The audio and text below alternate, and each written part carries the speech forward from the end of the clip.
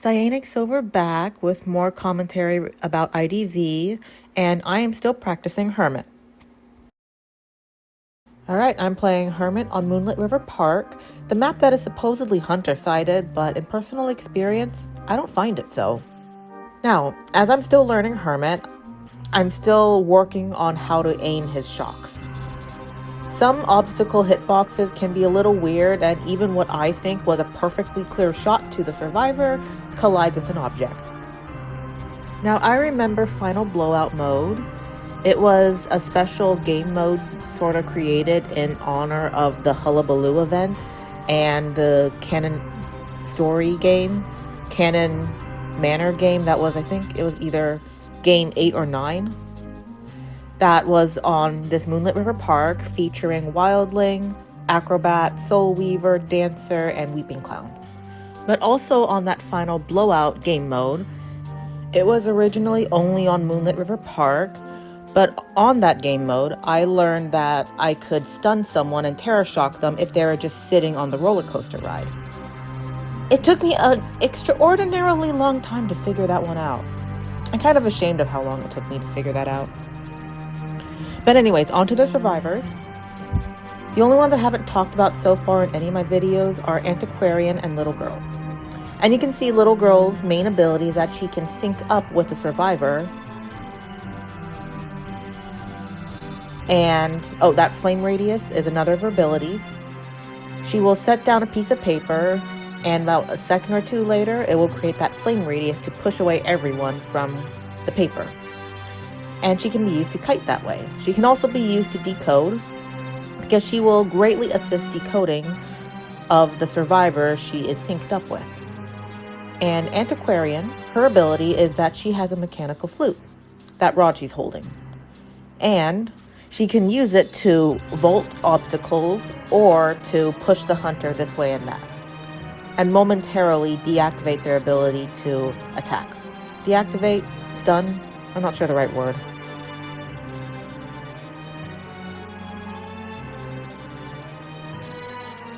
Oh, right there.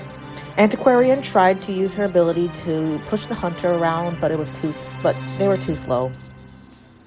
And when it comes to breaking pallets, I recommend doing it either when the survivor is down or when they're on the chair, so other survivors have less chance of interfering. Yes, they can still interfere, especially if the down survivor is sitting in the middle of an upright pallet, because when you try to pick them up, another survivor will drop the pallet, stun you, free that other survivor. It does happen. Now, when it comes to Hermit's Second Dawn, I find it's a tricky balance between do it too fast, do it too slow, because you want to be precise, but you also don't want the timer to run out. See right there, that was a case of awkward hitbox for me, but thankfully Gardener's Tide Turner had already worn off. Or near wearing off. Yeah, that's a better way to put it. And I find Hermit is a hunter that really punishes teams that do not communicate well, which often happens when you match up solo and match up with a bunch of other random people. It's also a strategy to know when to decode, when to rescue, and when to heal. Obviously, you need to decode to get out, so sometimes that means foregoing either rescuing or healing.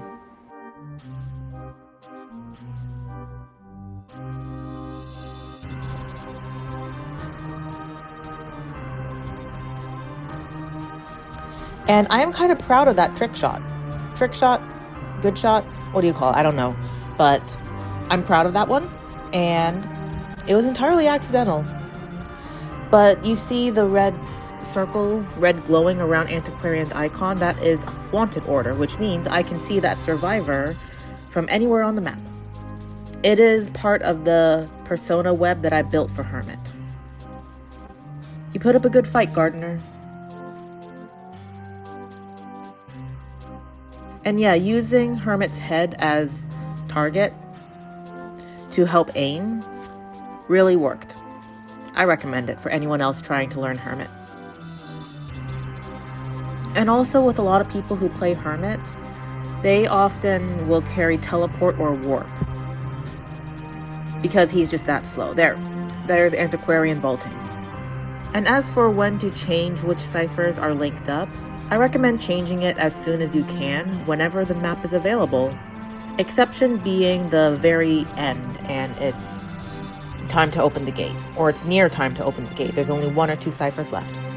But right there was another thing that players will sometimes do. Will body block by desyncing with the survivor they were hooked up to.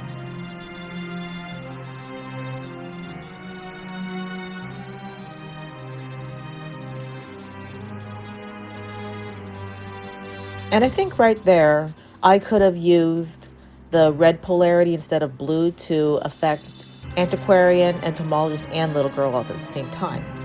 But no need. I've already gotten Antiquarian and Entomologist, and they already surrendered.